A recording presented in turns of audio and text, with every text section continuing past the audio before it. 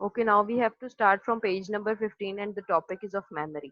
The memory chip of system unit is a chip which stores data on both temporary and permanent basis. अब वो कहते हैं memory के अंदर क्या होता है, हम दो तरह से डाटा अपना स्टोर कर सकते हैं. Either the data can be stored temporarily or it can be stored permanently. Any information given to the computer is first accessed by the memory chip. It is further divided into two categories. अब वो कहते हैं कोई भी information जब वही हम computer के अंदर स्टोर करते हैं तो वो एक्चुअली जो हमारी इंफॉर्मेशन होती है वो मेमोरी की चिप्स के ऊपर जाकर स्टोर हो जाती है. कोई भी हम फाइल सेव करते हैं, कोई डॉक्यूमेंट सेव करते हैं तो वो सारी चीजें आपकी कहाँ पर सेव होती हैं, आपकी मेमोरी में सेव होती हैं. And there are two major categories of memory. Memory की दो टाइप्स होती हैं. First one is RAM, that is random access memory, and second one is ROM, read only memory. ये दो टाइप्स है मेमोरी की, रैम एंड रोम. First है RAM. RAM stands for random access memory. It is read and write memory. It is a temporary memory and the information stored on RAM is only available as long as the computer remains turned on. वो कहते हैं RAM जो होता है, RAM का जो full form है वो तो बता दिया उसने फर्स्ट लाइन में कि RAM stands for random access memory. After that he is saying that RAM is a read and write memory. RAM के अंदर हम रीड भी कर सकते हैं, मतलब जो कंटेंट जो चीजें हम अपनी पहले से सेव की हुई हम उनको एक्सेस भी कर सकते हैं, उनको ओपन भी कर सकते हैं, उनके रीड आउट भी कर सकते हैं. और उसके अलावा हम न्यू फाइल जो है वो सेव भी कर सकते हैं और उधर डाटा राइट भी कर सकते हैं. अब सेकंड इंपॉर्टेंट बात उसने यहाँ पर बताई that it is a temporary memory. ये क्या है, आपकी एक टेम्परेरी मेमोरी है. इसके अंदर आपका जो डाटा होगा वो बहुत थोड़ी देर के लिए स्टोर होता है. लेटर ऑन वो जो डाटा होता है आपका वो आपका खत्म हो जाता है जैसे ही आपका कंप्यूटर जो है वो टर्न ऑफ होता है. जब तक आपका कंप्यूटर टर्न ऑन रहता है, जब तक आपका कंप्यूटर ऑन रहता है, आपके कंप्यूटर के अंदर जो डाटा है वो रैम पर आपका जो डाटा होगा वो आपको नजर आता रहेगा. और जैसे ही आपका डाटा जैसे ही आप कंप्यूटर टर्न ऑफ करते हो आपका डाटा जो है वो लूज हो जाता है, खत्म हो जाता है. As soon as the computer shuts down the RAM clear itself and become blank. वो कहते हैं जैसे ही आपका कंप्यूटर जो है वो शट डाउन होता है या टर्न ऑफ होता है तो जो रैम के ऊपर जितनी भी चीजें पड़ी हुई होती हैं वो सारी क्लियर हो जाती हैं और आपकी रैम जो है वो बिल्कुल क्लियर हो जाती है. उसके अंदर कोई भी चीज, कोई भी फाइल सेव नहीं हुई भी होती. ठीक है. Yashad, I want to see you.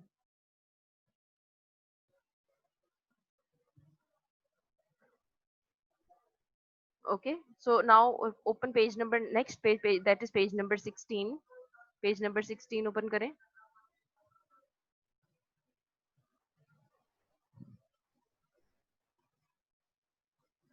This one. When we work in any program like Microsoft Word, the recent instructions are stored on RAM title. The work done is saved properly. As soon as we save our work, the RAM clear itself and becomes accessible for further instructions or information. अब ये उसने RAM की picture भी आपको नजर आ रही होगी यहाँ पर. रैम की पिक्चर भी उसने बनाई हुई और यहाँ पर उसने बताया हुआ आपको कि जैसे ही आप अपना काम जो है, फॉर एग्जांपल आप माइक्रोसॉफ्ट वर्ड पर अपना कोई प्रोग्राम लिखते हो, कोई टाइपिंग कर रहे हो, जैसे ही आप अपना प्रोग्राम लिखकर आपने अपना काम सेव कर लिया ना, जैसे ही सेव हो गया तो जो रैम का काम होगा ना वो खत्म हो जाता है. जो आपकी फाइल होती है वो रैम पर से खत्म हो जाती है और वो जाकर कंप्यूटर की इंटरनल स्टोरेज में जाकर सेव हो जाती है. और फिर क्या होता है, रैम जो होता है जैसे ही आप अपना काम सेव कर लेते हो, रैम के जो कंटेंट होता है, रैम के ऊपर जो जितनी भी इंफॉर्मेशन होती है वो सारी डिलीट हो जाती है, वो क्लियर हो जाती है और वो वेट करती है कि अगली इंस्ट्रक्शन अब मुझे मिले तो मैं नेक्स्ट टास्क जो है वो परफॉर्म करूँ. ठीक है. So RAM is a temporary storage device. आपका डाटा टेम्परेरी स्टोर होता है जब तक आपका कंप्यूटर टर्न ऑन होता है या जब तक आपके कंप्यूटर को पावर सप्लाई मिल रही होती है. आपके कंप्यूटर के रैम के ऊपर डाटा पड़ा हुआ होता है और जैसे ही आपकी पावर सप्लाई कट ऑफ होती है तो all the contents, all the data placed on the RAM is being cleared. Next one is ROM. These are very important topics, so listen it carefully. ROM. ROM stands for read only memory. ROM क्या full form क्या है? ROM stands for read only memory. R for read, O for only, M for memory. Specific data is stored on a ROM when it is manufactured. We can only read the data stored on a ROM but cannot edit it. अब वो कहते हैं कि आपका जो रोम के ऊपर data होता है वो स्पेसिफिक टाइप का डाटा होता है जो कि आपकी रोम के ऊपर स्टोर किया जाता है जबकि रोम आपकी बनाई जा रही होती है. मतलब जिस टाइम आपकी रोम का प्रोसेस, क्रिएशन का प्रोसेस हो रहा होता है उसी टाइम पर आपकी कुछ इंपॉर्टेंट चीजें रोम के ऊपर डाल दी जाती हैं. ठीक है. We can only read the data stored on a RAM but can not edit it. अब वो कहते हैं कि रोम के ऊपर जो भी चीजें पड़ी हुई होती हैं या जो भी फाइल्स पड़ी हुई होती हैं हम उन सारों को बस रीड कर सकते हैं, हम उस पर डाटा राइट नहीं कर सकते, हम लिख नहीं सकते, हम उसे चेंज नहीं कर सकते. ROM is also called non-volatile memory because the data on it remains intact even if the computer is shut down. वो कहते हैं रोम जो होती है वो नॉन वोलेटाइल मेमोरी होती है. रोम के ऊपर जितना भी आपका डाटा होता है वो उससे जब तक आपका अगर कंप्यूटर टर्न ऑफ भी हो गया या पावर सप्लाई कट ऑफ भी हो गई है, तब भी आपका जो डाटा होगा वो रोम के ऊपर पड़ा हुआ होगा, और इस वजह से रोम को हम नॉन वोलेटाइल मेमोरी भी कहते हैं। रोम का सेकंड नेम है नॉन वोलेटाइल मेमोरी। ओके, समझ आ रही है मेरी बात कि अगर पावर सप्लाई आपकी कट ऑफ भी हो जाए तब भी आपका डाटा जो होगा वो रोम के ऊपर पड़ा हुआ होगा। जबकि रैम में क्या होता था कि जैसी पावर सप्लाई कट ऑफ होती थी आपका डाटा सारा रिमूव हो जाता था, अरेज हो जाता था। Next है BIOS. BIOS stands for Basic Input Output System, which is required by the computer to boost itself is stored on the ROM. In addition, ROMs are used widely in calculators and laser printers, etc. वो कहते हैं BIOS के full form पहले उसने बताई basic input output system. BIOS के अंदर क्या होता है, it is required by the computer to boost itself. आपने अपने कंप्यूटर की स्पीड इनहेंस करनी है, आपने एक्सटर्नल डिवाइसेस जब अटैच करनी है तो आपका BIOS का जो फंक्शन होगा, इनपुट आउटपुट का जो बेसिक फंक्शन है, बेसिक सिस्टम है, वो सारा एक्टिवेट हो जाता है। ठीक है, और ये कहाँ पर लगा हुआ होता है, ये आपके रोम के ऊपर ही बायोस लगा हुआ होता है।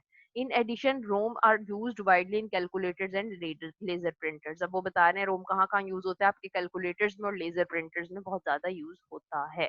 ठीक है, next topic is your expansion card. अब एक्सपेंशन कार्ड क्या होता है?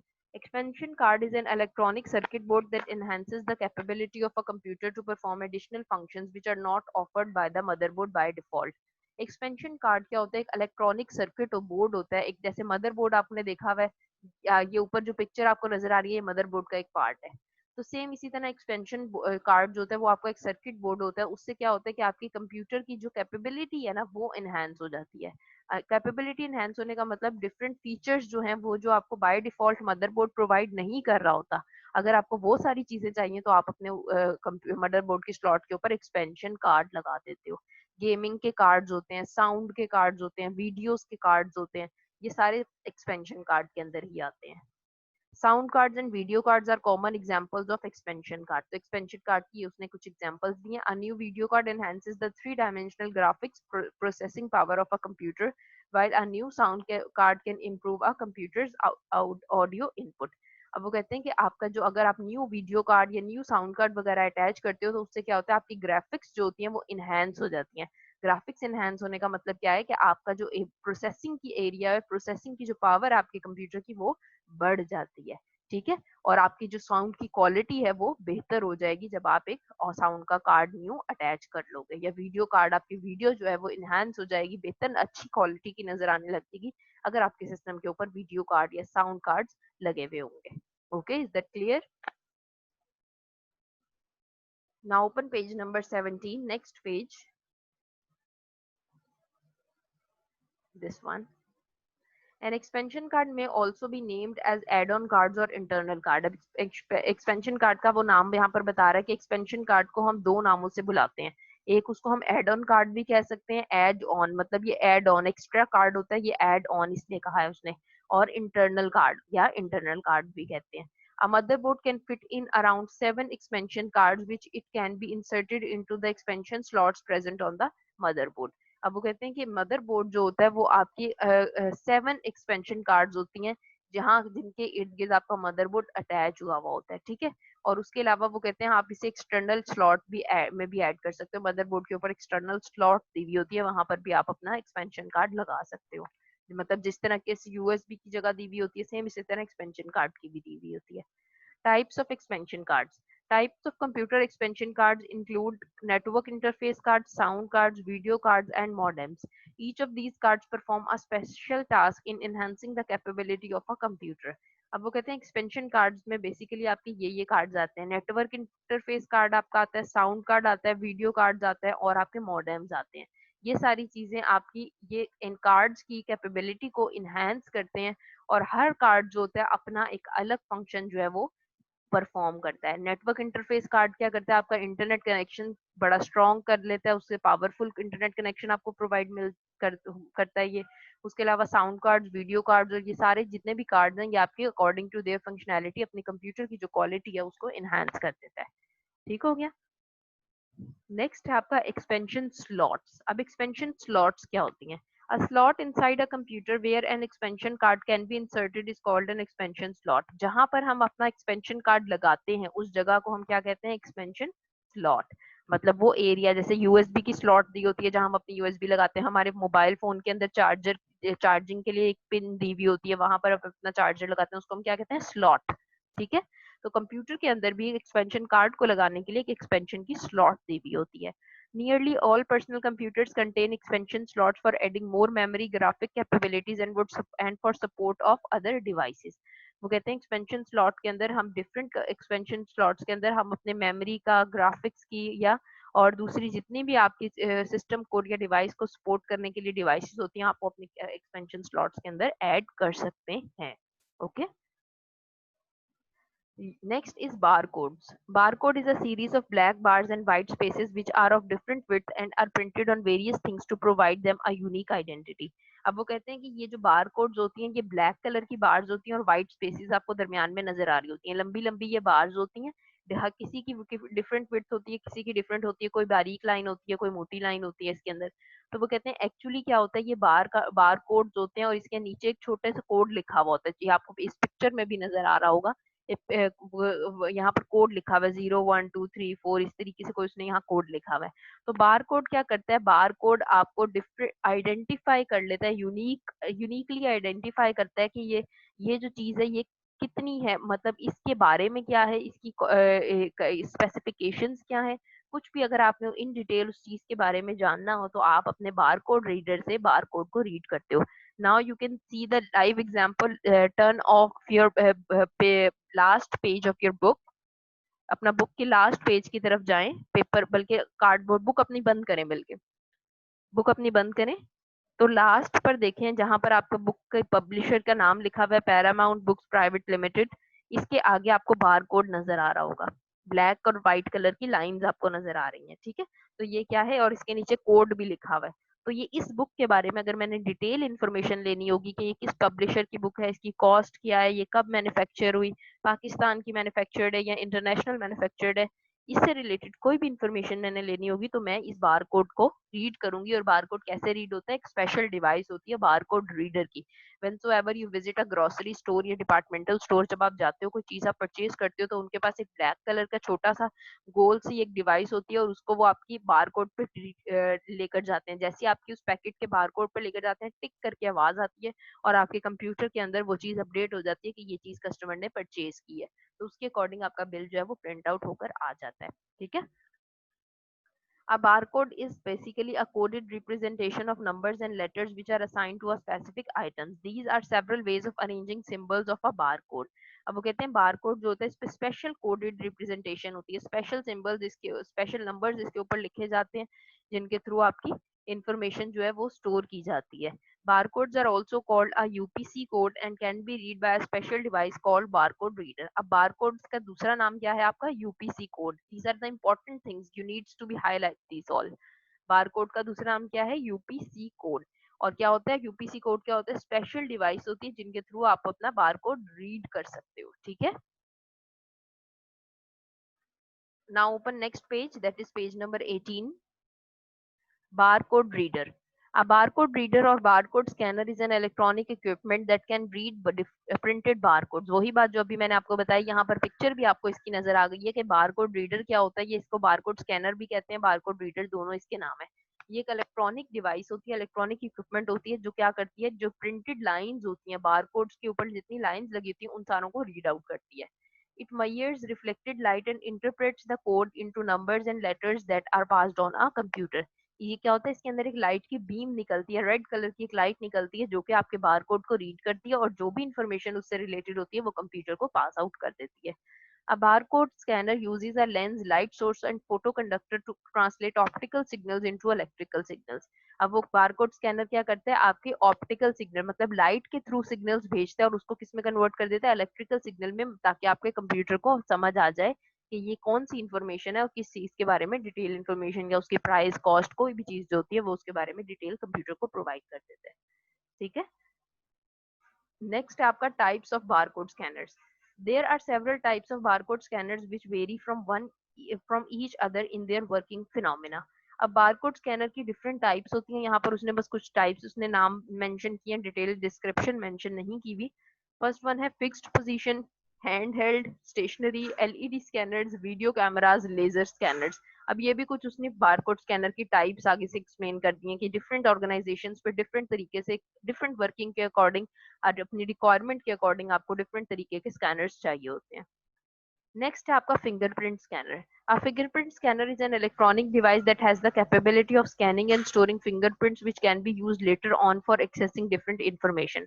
अब फिंगरप्रिंट स्कैनर क्या होता है, जब कभी आप एक न्यू सिम लेने जाते हो तो वो क्या कहते हैं कि आप अपना बैंक में अकाउंट खुलवाने जाते हो, तो अब तो वो हर चीज को कहते हैं बायोमेट्रिक है। बायोमेट्रिक का क्या मतलब होता है कि आपकी जो फिंगर्स होती हैं उनके थंब इम्प्रेशंस जो होते हैं उनको स्कैन कर लेते हैं, ताकि जब कभी भी वो लेटर कोई भी इनसे रिलेटेड उन्होंने प्रोसेसिंग करनी हो तो वो आप पहचान ले कि ये किस सिम जो है, ये अकाउंट जो है ये किस बंदे के नाम पर है।